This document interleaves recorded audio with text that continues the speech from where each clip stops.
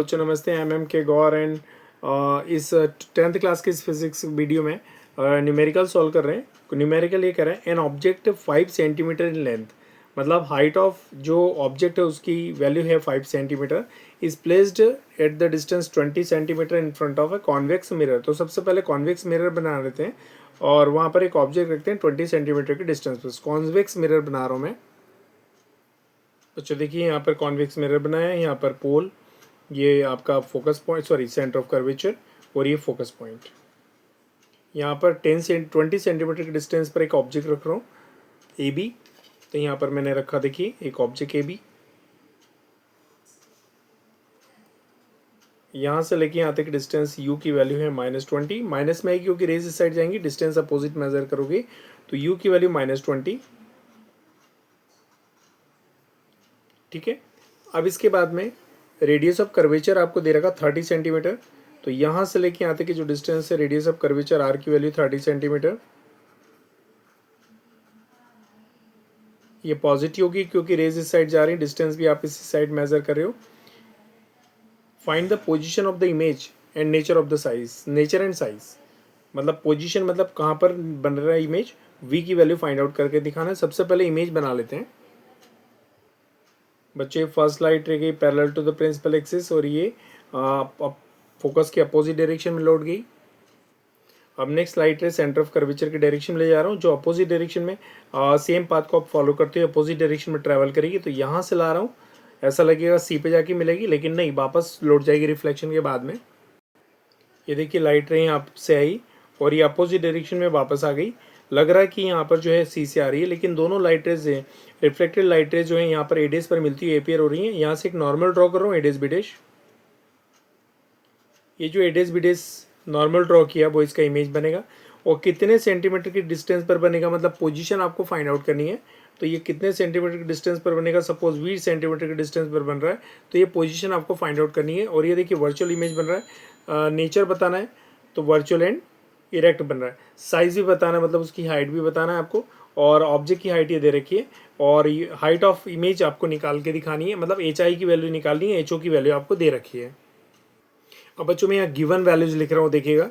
तो यहाँ लिख लेते हैं given height of object HO की वैल्यू दे रखी है आपको, HO 5 centimetre. Height of image आपको निकालनी है, HI निकालना है, HI question mark. Radius of curvature देखिए u की वैल्यू दे रखी है -20।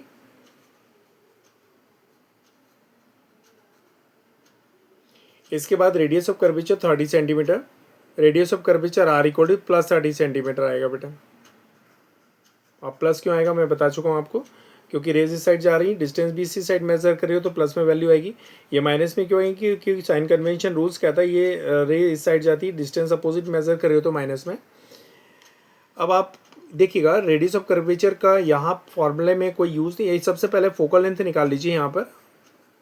तो यहाँ पर फोकल लेंथ की वैल्यू हो जाएगी r/2। एफ इक्वल टू भी हो जाएगा r की वैल्यू 30 और /2, तो एफ की वैल्यू हो जाएगी आपके पास 15 सेंटीमीटर बच्चों। तो फोकल लेंथ कितनी आ गई, +15 सेंटीमीटर, ये वैल्यू आ गई। अब आपको क्या निकालना है, सबसे पहले v निकाल लीजिए। ठीक है। अब सिंस लेंस मिरर फॉर्मूला होता है, सिंस मिरर फॉर्मूला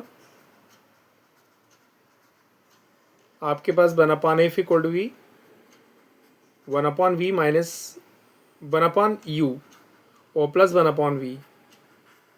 ठीक है, 1/u प्लस 1/v। अब वैल्यू पुट कर रहा हूँ मैं, 1/f, f की वैल्यू यहाँ पर 15 है, तो यहाँ पर 1/15। u की वैल्यू है आपके पास -20 सॉरी, और प्लस 1/v। बच्चों -1/20 इधर आकर प्लस 1/20 हो जाएगा, तो यहाँ पर आ जाएगा आपके पास 1/15 plus 1/20 equal to 1/v। Clear हुआ सभी को। अब बच्चों इन दोनों का एलसीएम आ जाएगा 60, तो 1/v equal to v LCM आ जाएगा 60। तो यहाँ पर हो जाएगा आपके पास 60 को 15 से डिवाइड करेंगे तो 4 आ जाएगा, तो 4 का मल्टीप्लाई 1 में करेंगे तो 4, प्लस ये 60 को 20 से डिवाइड करेंगे तो 3, 3 का मल्टीप्लाई 1 में तो 3, तो यह आ जाएगा 1/v इक्वल टू 7/60, तो v इक्वल टू जाएगा 60/7, तो v इक्वल टू हो जाएगा आपके पास 8.67 सेंटीमीटर।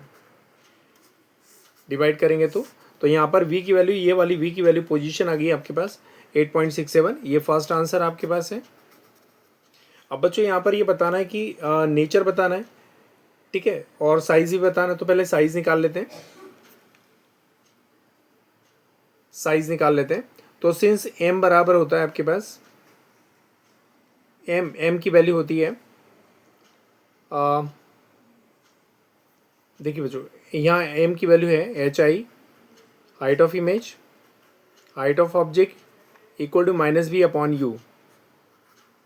अब यहाँ पर m की कोई का यूज़ नहीं है, तो hi की वैल्यू है आपके पास, देखिए hi आपको निकाल के दिखाना है, इक्वल टू ho का मल्टीप्लाई यहाँ पर कर देंगे -v/u इंटू में ho, हाइट ऑफ ऑब्जेक्ट।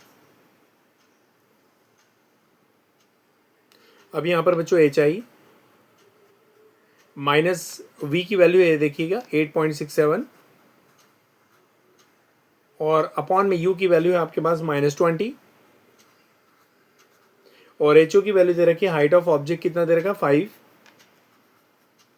तो हाइट ऑफ इमेज आ जाएगी बच्चों कैलकुलेशन करने के बाद में 2 पॉइंट, जब आप मल्टीप्लाई करेंगे, ठीक है, तो मल्टीप्लाई करके डिवाइड करेंगे, माइनस से माइनस कैंसिल हो जाएगा, तो जब आप कैलकुलेट करेंगे तो आंसर आ जाएगा 2.15 सेंटीमीटर प्लस 2.15 सेंटीमीटर।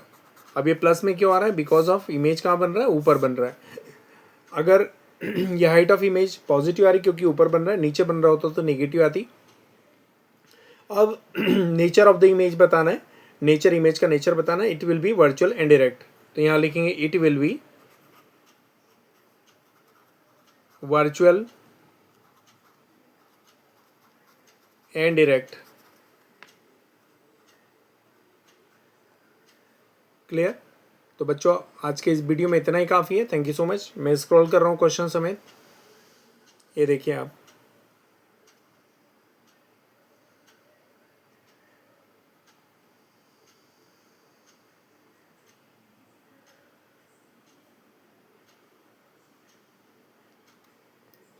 चलिए बच्चों, थैंक यू सो मच।